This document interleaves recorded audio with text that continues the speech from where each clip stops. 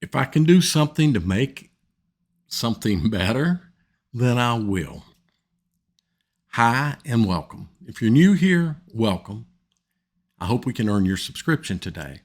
So, good can be made very good, and very good can be made excellent. So, why not do it if it's possible? So, this is about the OtterBox Riveter case. So, as you can see here, this is a case I've been using, my most recent. This is a warranty replacement. So, I had an issue. The problem. You can see. You can see how it lifts up here.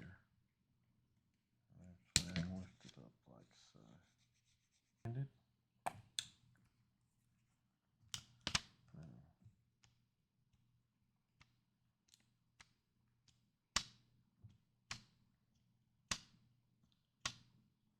As you can see there, submitted warranty. OtterBox was fantastic. Fantastic. Their online experience wasn't good, but made a phone call. That part just couldn't have been better. It really could not have been. They were superb. So I do have to commend my service rep that she did a great job. So that screen protector, when you first put the riveter case on, everything is great. And I would say you walk away with a feeling of, because of the cost, maybe it's hard to say excellent, but very good. And that's, basically where I was with the case. I felt very good about it, especially because of its drop protection. But as you use the case, those protectors for the glass start to become an issue. So I had this occur. That happened within a day or two, maybe 2 days. I got that little bend up on it. Then I had to spend time to counterbend and press, and just to do a light kind of a bulge up and press down, bulge up and press down, and hold and press hard and rub, and doing all these things to work that out. And ultimately, I got it worked out pretty much, maybe 98% back to where it should have been. Someone contacted me from OtterBox online when I posted about it, and they were like, we can warranty it. And I'm thinking, no, I'm not going to worry about it if I can work it out. And I worked it out. I was okay. And then just through use of the case, on one side or the other, something gets up underneath it. Gets between the protector and the glass. Happens on both sides. Looks like you got a better fit on the left-hand side, but still I may have got stuff under there more than I did the right-hand side. I don't know. But you end up having to take the case off and clean it. Take the case off and clean it. And it's a rather frequent thing. When I say frequent, you can push yourself a week or so maybe, but you end up having to take the case off a lot to get the stuff out from underneath it. And your environment may be different than mine. I've been in a relatively clean environment. Most of its life has been in very, very clean environment, meaning office, home. I haven't really had it much out in an industrial plant, but a few times. And I don't really have things in those environments that's going to get up underneath the screens, but about every week I need to take it off and clean it. And I've actually gotten a little routine down of everything that I use, and use purified water to rinse, because I'm on a well system, so that I don't leave any residue on the protector. And just had this whole thing worked down, which I should not have to be doing. Then this happened.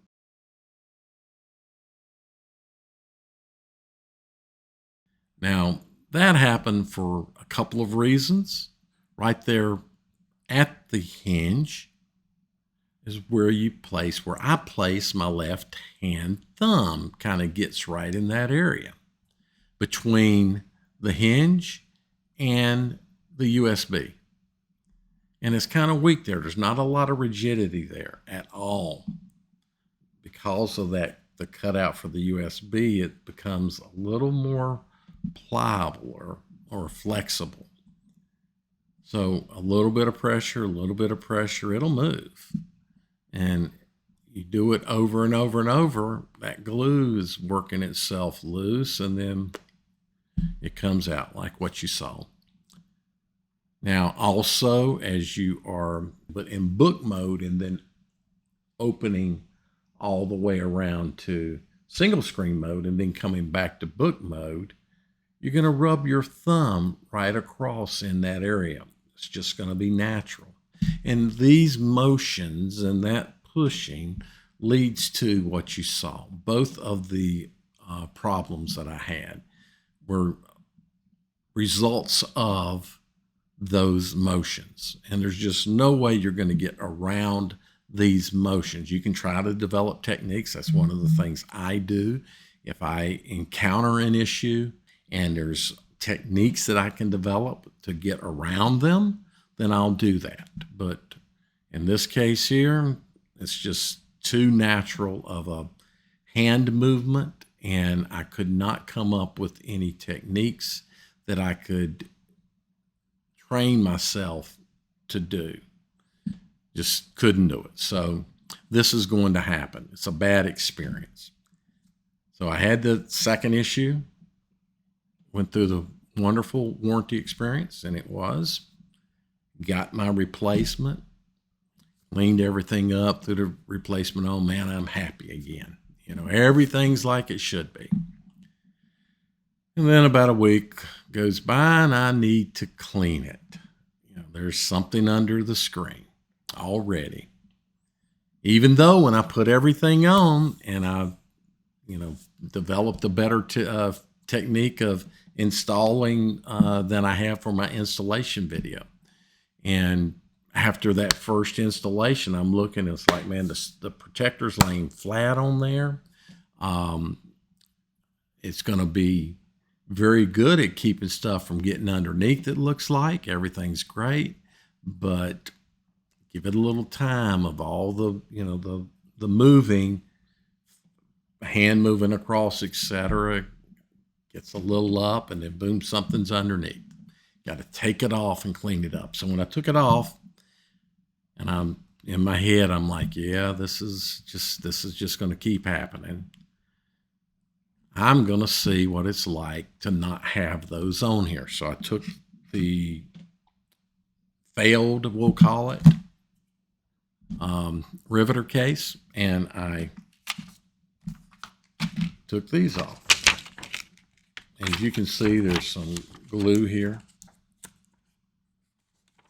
You just can gently pull them out. When I say gently, you got to put a little tug on them, but you can get it to come out without tearing them. I could put them back in. I'd have to put some kind of glue on so they'd hold in place, and I think that would be a very difficult process to put those back on. Thankfully, I don't need to. I still have this guy here. So I took them off, and this is the result here. So everything is looking great. You can see it's lined up. Everything's great. Let me point a few things out. One thing that I had to develop a technique for was when I picked up the device, I had to develop a technique that caused me to lift this up a little bit and push it back so that the fingerprint sensor would be easy to access. Because what will happen sometimes is this riveter case will slide down, and all it's got to do is slide about 1 millimeter. And maybe 2 millimeters. I haven't measured it, but it'll get to where it lifts up enough that the bottom inner edge is higher than the fingerprint sensor. And then it can move just a little bit and it'll sit on top of, barely, but it'll sit on top of the fingerprint sensor. And when you go to read, it won't read because it's too far away. So it will not read it.